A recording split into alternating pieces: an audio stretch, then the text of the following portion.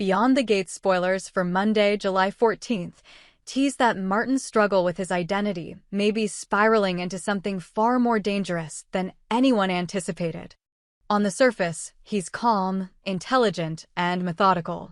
But underneath that carefully composed exterior lies a fractured psyche, a dormant storm that has started to rise. It began with small fits of anger, usually dismissed as stress or fatigue, but the episodes have grown darker, more violent, more unpredictable. Especially when triggered. And nothing triggered Martin more than seeing Kenneth seated across from Tyrell Richardson, deep in concentration, as they played chess in his own living room. The memory of what Kenneth represented to Martin was poisoned and traumatic. For reasons he couldn't explain to others, at least not without being locked away, Martin felt an unrelenting urge to destroy him. What made it worse was the presence of Tyrell. Their laughter, their shared inside jokes, the casual familiarity, it sliced through Martin's restraint. And in that moment, something inside Martin twisted loose. He didn't remember walking toward them, nor the tone of voice he used when he asked Kenneth to leave. All he knew was that by the end of the encounter, Tyrell was pale, Kenneth was shaken, and Martin's hands were trembling from a rage he could no longer control. This wasn't the first time Kenneth had been in danger. Years ago, he had been marked for death by Joey's enforcer, Randy Parker. Martin knew this because he'd been there, or rather, someone inside him had. There were blurred memories, distorted images of that night, voices screaming in the dark, and the haunting stench of blood. Kenneth survived that attack, though barely. And Martin had always wondered why. Why would Randy leave the job unfinished? Why would Joey allow such a mistake? Now Martin needed answers. He reached out to Joey under the guise of reconciliation, asking indirect questions about Randy, Kenneth, and that particular incident. Joey, suspicious as always, gave vague answers, dodging every direct inquiry. But he let something slip. Kenneth had protection that night. Someone unexpected had interfered. That revelation only made Martin more obsessed. Who had saved Kenneth? And more importantly, why? As Martin's obsession deepened, so did his instability. He stopped sleeping. He began talking to himself. At times, he would wake up in different clothes, unsure how he got there. There were gaps in his memory and strange objects in his possession: a switchblade with dried blood on the hilt, a chess piece he didn't own, Kenneth's scarf crumpled in his back seat. He didn't remember acquiring any of these things, and yet there they were, undeniable. Elsewhere in town, Chelsea was trying to write a new chapter of her life. After her tumultuous relationship with Allison, she had finally found comfort in the arms of Madison Montgomery. Madison was everything Chelsea thought she wanted: bold, expressive, fiercely loyal. But moving on meant more than changing partners. It meant cutting emotional ties. And Chelsea wasn't ready for that. To prove her devotion to Madison, Chelsea staged a scene. At a mutual friend's party, she intentionally confronted Allison, accusing her of manipulation, betrayal, and emotional sabotage, all in front of Madison. It worked. Madison beamed with pride, seeing Chelsea take a stand. That night, they made love with a passion neither had known before. But what Madison didn't see, what Chelsea never admitted, was that the confrontation had left her shaken. It wasn't just for show. There were real feelings still buried, unresolved, and raw. Madison's confidence soon turned to suspicion. Chelsea began receiving messages late at night. She would step outside to answer calls and return with a vague expression. Then, one evening, Madison followed her. Down a narrow alley, dimly lit and quiet, she spotted them.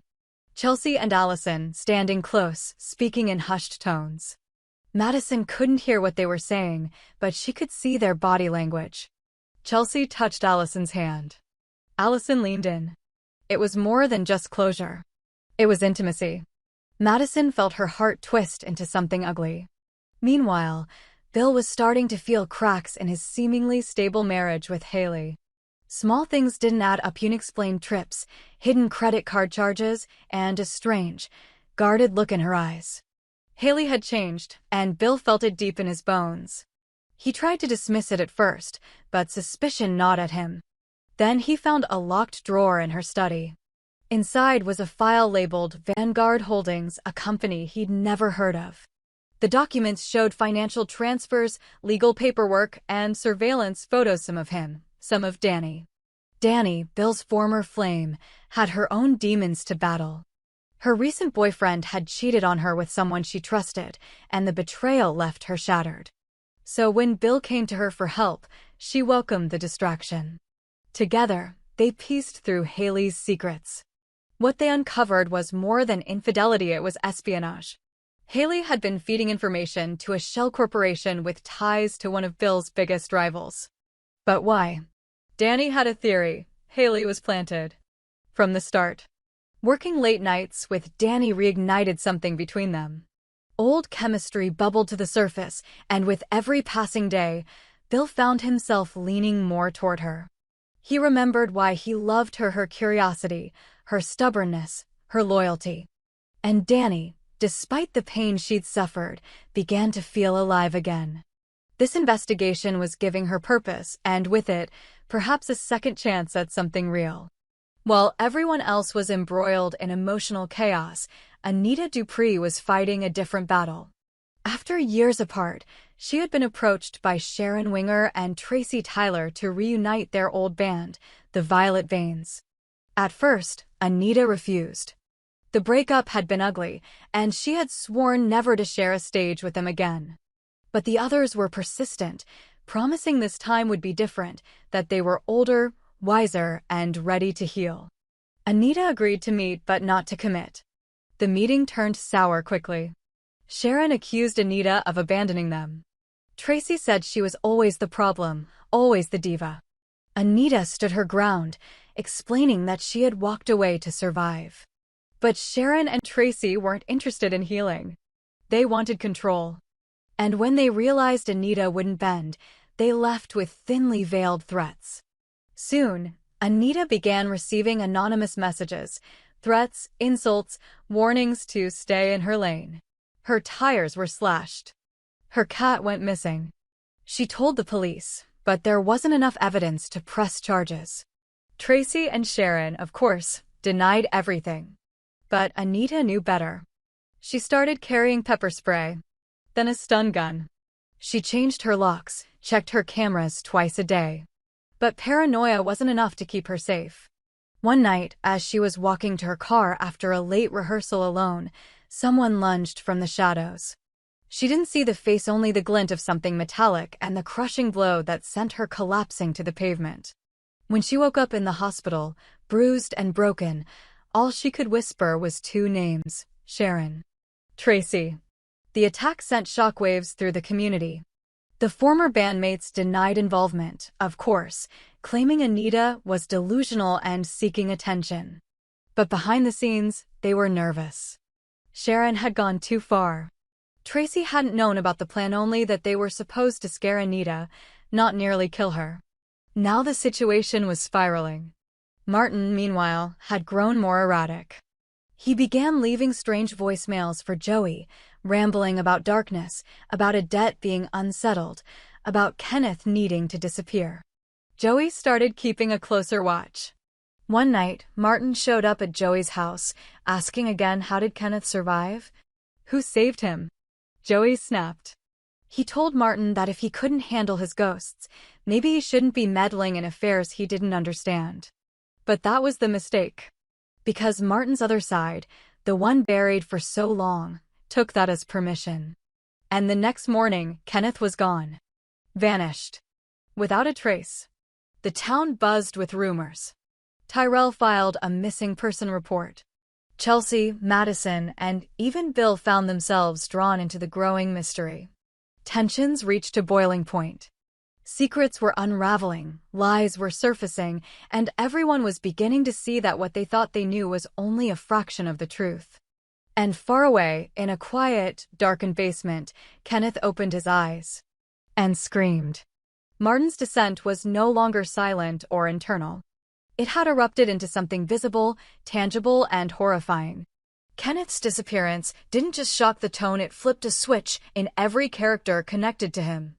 Tyrell Richardson, devastated and suspicious, began his own investigation, retracing every step Kenneth had taken the days before he vanished.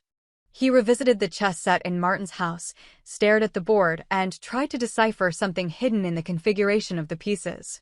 It was their last conversation, encoded into the game's final move. A message, perhaps. Or a warning. Martin, meanwhile, was slipping further into a fracture of identities. The other version of him began to write in a notebook Martin himself had no memory of owning. The entries were disturbing, detailed strategies, emotional dissections of those around him, a recurring obsession with Kenneth's fate.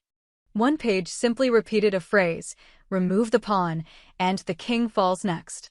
Joey, ever the opportunist, tried to distance himself from the mess. But Randy Parker had returned uninvited, unannounced.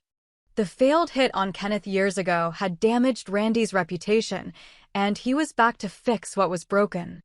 Joey wasn't in control anymore. Randy had plans of his own. He wanted to clean up loose ends and start with Martin, whose instability posed too big a risk. But Randy underestimated the other Martin, the one who had taken over. Chelsea was unraveling. Madison confronted her after witnessing the alley meeting.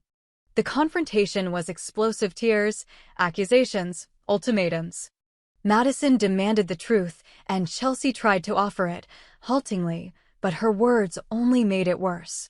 Madison stormed out, leaving Chelsea alone, drowning in guilt and regret. But the worst wasn't over. Madison started following Chelsea, trying to confirm whether her instincts had been right. She became obsessed with proving Chelsea still loved Allison. And she wasn't wrong. Chelsea and Allison had been meeting in secret for weeks, trying to figure out what they still felt, if anything. One night, Madison followed them again, this time with a knife tucked into her coat pocket. But what she witnessed changed everything. Chelsea wasn't kissing Allison. She was begging her to stay away, to stop confusing her, to let her be happy with Madison. Allison walked away, defeated, and Madison realized how wrong she'd been. But the damage was already done. Someone else had followed her. Someone who had been watching all of them. Bill and Danny's search for the truth behind Haley's secret alliance had reached a boiling point. Danny hacked into the Vanguard Holdings server, discovering a list of surveillance targets. Bill's name was there, along with several people from the town: Kenneth, Martin, Chelsea, even Anita. The corporation had been monitoring psychological profiles, testing responses to trauma, betrayal, and stress. Danny concluded it wasn't about money. It was about manipulation. Haley was a handler. Bill wasn't just her husband. He was her assignment. When Bill confronted Haley, she didn't deny it. She claimed she had fallen in love with him despite everything, that she wanted out, that her original mission had changed. But Bill didn't believe her. The trust was shattered. He left, retreating to Danny's apartment, where emotions overflowed and the line between past and present blurred completely. They kissed, and this time it meant something real. At the hospital, Anita was recovering slowly. The attack left her with a fractured collarbone and a deep cut above her brow. But her spirit wasn't broken. She became more defiant. She reached out to a journalist, planning to expose the toxic dynamic between her and her former bandmates. But Sharon and Tracy had already made their next move. They organized a benefit concert framed as a tribute to Anita's resilience, but designed to control the narrative. Anita refused to attend. Days later, Anita received a package. Inside was a shattered guitar string, a blood-stained lyric sheet from their old song, and a note that simply read, "You should have stayed quiet." She knew she was being hunted again. She hired private security, set up motion detectors around her home, and kept a crowbar by her bed. But it wasn't enough to shake the dread. Randy Parker was circling closer. He approached Sharon and Tracy with an offer to take out Anita permanently, or he would expose their role in the previous attack. Sharon was tempted. Tracy was terrified. But they agreed. The new plan was in motion. A date. A location. A staged accident during the upcoming concert rehearsals. But Madison overheard them during a heated discussion at the studio. She recorded it. Now she had leverage. Instead of going to the police, Madison went to Chelsea. She wanted redemption for her jealousy, her anger, her paranoia. Chelsea, though still wounded, agreed to help. Together, they formed a plan to trap Sharon and Tracy at the venue. Anita was hesitant but agreed, only if Danny and Bill could provide backup. Martin reappeared calm, apologetic, and apparently back to normal. But Tyrell didn't buy it.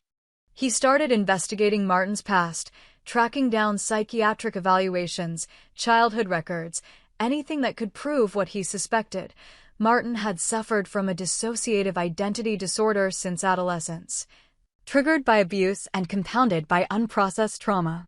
Kenneth, it turned out, had been one of the few people who suspected Martin's condition early on. That's why he was targeted. But Kenneth wasn't dead. He had been imprisoned in an old building on the outskirts of town, a forgotten psychiatric wing once owned by Vanguard Holdings. Martin's other self had hidden him there, kept him barely alive, feeding him just enough to survive. Kenneth began scratching symbols into the wall, chest notations, memories, names. He wasn't just trying to escape. He was mapping the mind of his captor. One night, Kenneth was found.